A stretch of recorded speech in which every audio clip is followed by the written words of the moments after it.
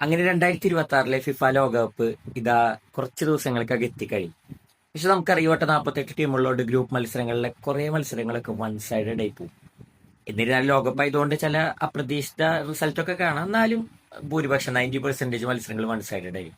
അപ്പൊ ഏവരും കാത്തിരിക്കുന്ന മത്സരങ്ങൾ ക്വാർട്ടർ ഫൈനൽ തൊട്ടാണ്.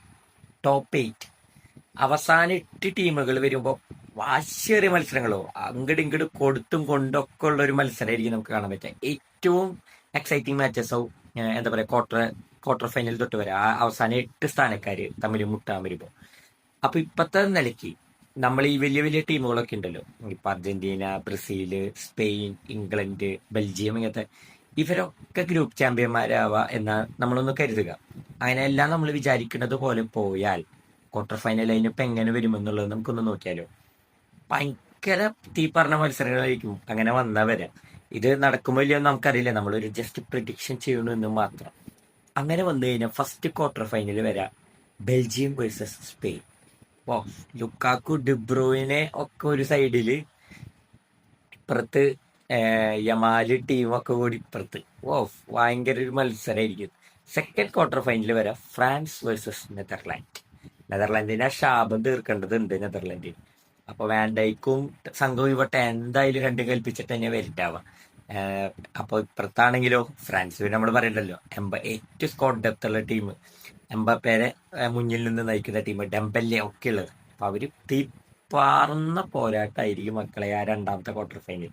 ഇനി മൂന്നാമത്തെ quarter final, of, classic quarter final. രണ്ട് ഇതിഹാസങ്ങളുടെ അവസാന ഡാൻസ് ഒരു മത്സരത്തില് കാണേണ്ടി വരും. Argentina versus Portugal. അത് എന്താ പറയാ, റൊണാൾഡോ വേഴ്സസ് മെസ്സി, എൽ ക്ലാസിക്കോനേക്കാൾ മേലെ നിൽക്കുന്ന ഒരു മത്സരമായിരിക്കും. അതിൽ ഒരാളെ മുന്നോട്ട് പോകും, ഒരാള് അവസാനിക്കും എന്നുള്ളതാണ് ദുഃഖകരം. നമുക്ക് നോക്കാം, അതൊരു എക്സൈറ്റിംഗ് മാച്ച് ആയിരിക്കും.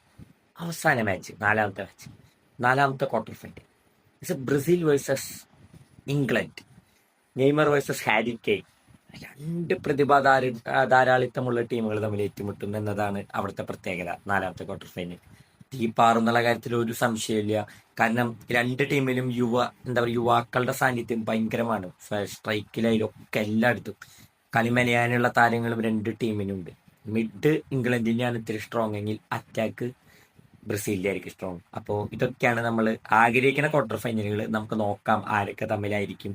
ഇനി കറുത്ത കുതിരകളായ ഏതൊക്കെ ടീം കഴിഞ്ഞ പോലെ മൊറോക്കോ വന്ന പോലെ വരുന്നൊക്കെ നമുക്ക് നോക്കി കാണേണ്ടിയിരിക്കുന്നു. Just wait for starting world cup.